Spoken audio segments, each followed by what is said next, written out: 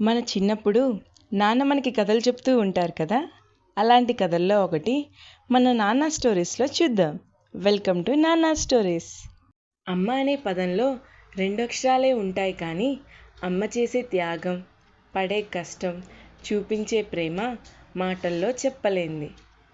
అలాంటి అమ్మ మన చిన్నప్పుడు మనం విసిగించిన, అరిచిన, ఇల్లంతా చిందరవందర చేసినా ఓపిగ్గా అన్నీ సహిస్తుంది. మరి మన అమ్మ ముసలితనానికి వచ్చాక చిరాకు పడితే, అరిస్తే ఎందుకు మనం ఓపికగా ఉండలేం? అమ్మ నాన్న మంచిగా ఉన్నప్పుడు వాళ్ళ పని వాళ్ళు చేసుకొని బతుకుతారు, కానీ వాళ్ళ ఒంట్లో ఓపిక లేనప్పుడు వాళ్ళని చూసుకునే బాధ్యత పిల్లలదే. ఈ స్టోరీ ద్వారా తల్లి పడే కష్టం, ఆ తల్లికి ముసలితనం వచ్చాక కొడుకు తల్లిని ఎలా ఇబ్బంది పెడతాడో, మరియు మనవడు ఎలా కొడుక్కి కళ్ళు తెరిపిస్తాడో చూద్దాం. పద్మ ఒక తల్లి. తన కొడుకు పేరు రాము. రాము భార్య నగీన. మనవడి పేరు శేషు. పద్మ తన కొడుకు రాము భవిష్యత్ కోసం ప్రతి నిమిషం కష్టపడుతుంది. ఆమె ఆశలంతా రాము మీదే. రాము ఎదిగాడు, స్థిరపడ్డాడు, కానీ తన తల్లిని మర్చిపోయాడు. రాము అమ్మని బయటికి వెళ్ళు అని గట్టిగా అరుస్తున్నాడు. నిశ్శబ్దంగా నగీనా, శేషు గమనిస్తున్నారు. పద్మకి డబ్బులు అవసరం లేదు. తన కొడుకు ఇంట్లో ఒక మూలన కొంచెం ప్లేస్ మాత్రమే కావాలి. మనవడైన శేషు ఎలాంటి విషయాలైనా అర్థం చేసుకోగలడు. అతని మనసు ప్రశ్నలతో నిండిపోయింది. శేషు రాత్రివేళ నానమ్మపై దుప్పటి కప్పి ప్రేమగా నానమ్మ వైపు చూస్తూ ఉన్నాడు. నాన్న, మీరు కూడా ముసలివాళ్ళయ్యాక మిమ్మల్ని కూడా బయటికి పంపుతా అన్నాడు శేషు.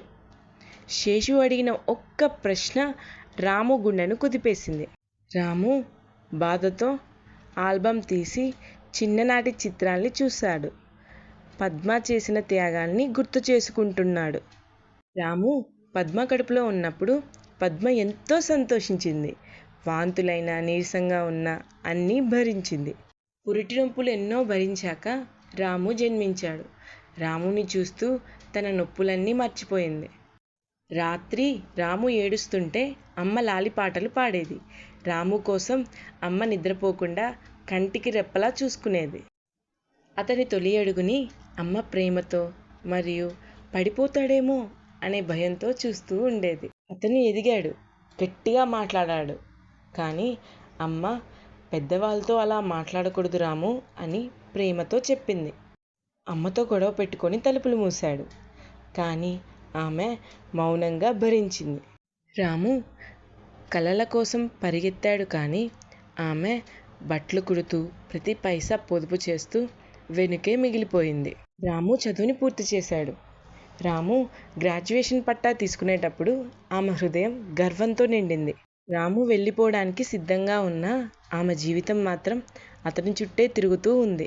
ఇలా అమ్మ చేసిన త్యాగాలన్నీ గుర్తు తెచ్చుకొని అమ్మ దగ్గరికి వెళ్ళి చెయ్యి పట్టుకొని క్షమించమ్మా అన్నాడు. ఆమె కన్నీళ్లలో మళ్ళీ ఆనందం పుట్టింది. కొన్నిసార్లు చిన్నవారే పెద్దవారికి జీవిత పాఠాలు చెబుతారు. తల్లిని ప్రేమించండి, లేకపోతే మీరు మీ జీవితాన్ని కోల్పోతారు.